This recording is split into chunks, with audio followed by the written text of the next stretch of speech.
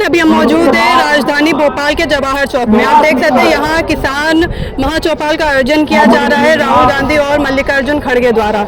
यहाँ हमारे साथ कुछ लोग यहाँ के मौजूद हैं, किसान भाई मौजूद हैं। हम इनसे जानेंगे क्या कुछ इसको लेके क्या कहना चाहते हैं। बोलिए, ये जो अभी आयोजन होने जा रहा है किसान महाचौपाल का, इसको लेके आप क्या समझते हैं? किसान के फायदे के लिए हो रही है महाचौपाल, और किसान को भाव नहीं मिल रहा, सोयाबीन का भाव नहीं मिल रहा, लहसुन का भाव नहीं मिल रहा, प्याज का भाव नहीं मिल रहा।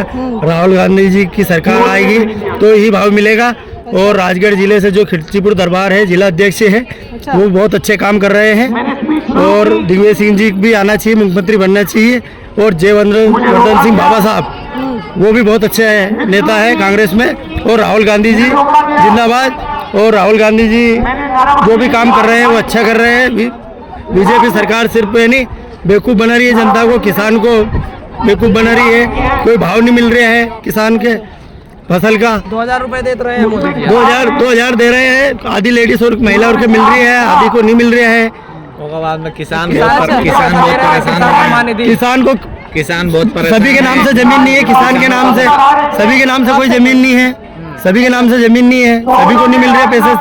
आधे लोग को मिल रहा है, आधे लोग को नहीं मिल रहा है, सभी लोग को नहीं मिल रहा है। ये जो ट्रेड डील हुआ है भारत और यूएसए के बीच में, तो उसको लेके क्या कहेंगे? मोदी जी की बहुत बड़ी गलती है वो। अच्छा, हाँ, मोदी जी ने बहुत बुरा किया है। ये देश के साथ खिलवाड़ कर रहे हैं मोदी जी।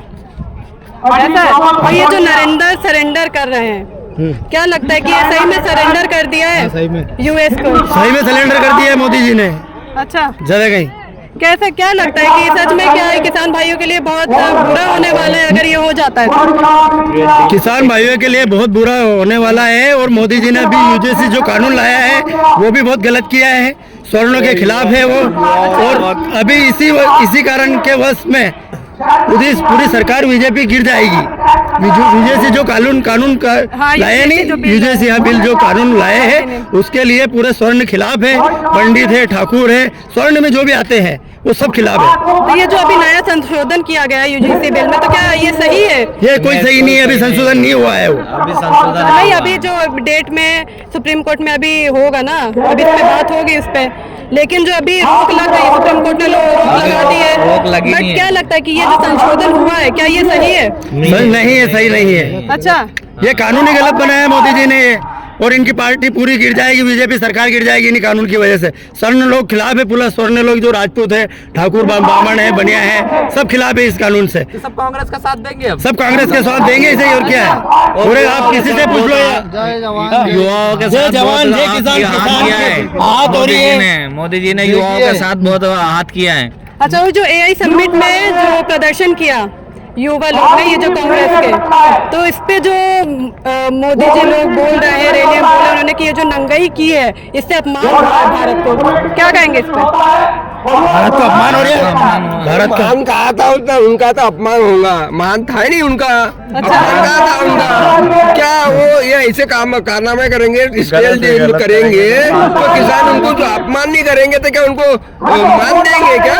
ये हमारा मक्का आने वाला है अभी, सोयाबीन लोगों के घर में जरा सी चूक के कारण, उनकी जरा सी चूक निस्ता बोलना, किसानों को 6000 रुपए सोयाबीन बिकने वाली 4100-4500 बिक रही है, कोई व्यापारी खरीद नहीं रहा है, तो फिर इससे किसानों को नुकसान होगा ना। किसान आत्महत्या कर रहे हैं इसके कारण, उनका जरा सी बोलने के कारण सोयाबीन को भाव नहीं मिलेगा। मक्का भी तो सबसे बड़ी फसल मक्का आने वाला है। अभी मक्का इथेनॉल बना रहे, तो डीजल पेट्रोल क्यों नहीं उतारा? फिर क्यों नहीं उतारा डीजल पेट्रोल के भाव नहीं उतारे?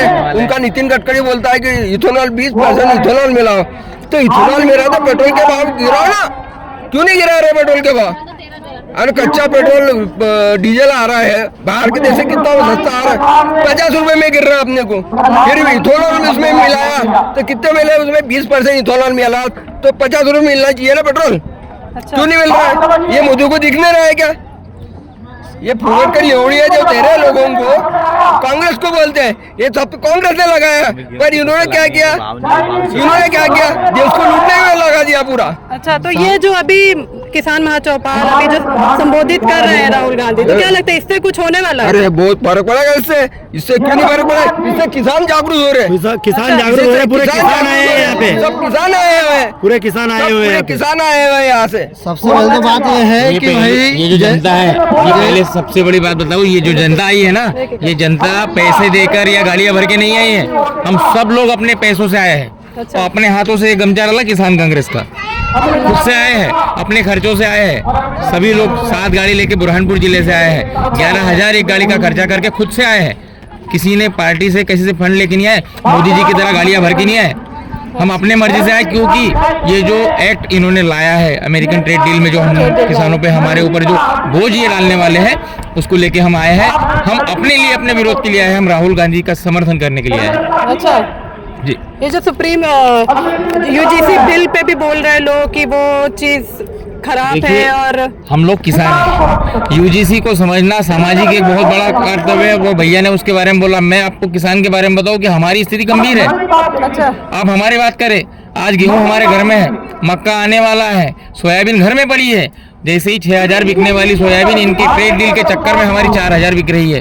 हमारी बात करो, देश का किसान मरने वाला है। अगर किसान मर जाएगा तो उसके बाद किसान की बात नहीं होगी। मिला, लहसन का भाव मिल नहीं रहा है, प्याज का भाव नहीं मिल रहा। प्याज नहीं, किसान की किसी भी माल की स्थिति गंभीर है। मैं बुरहानपुर जिले से आता हूँ, हमारे यहाँ पे केला उत्पादन होता है।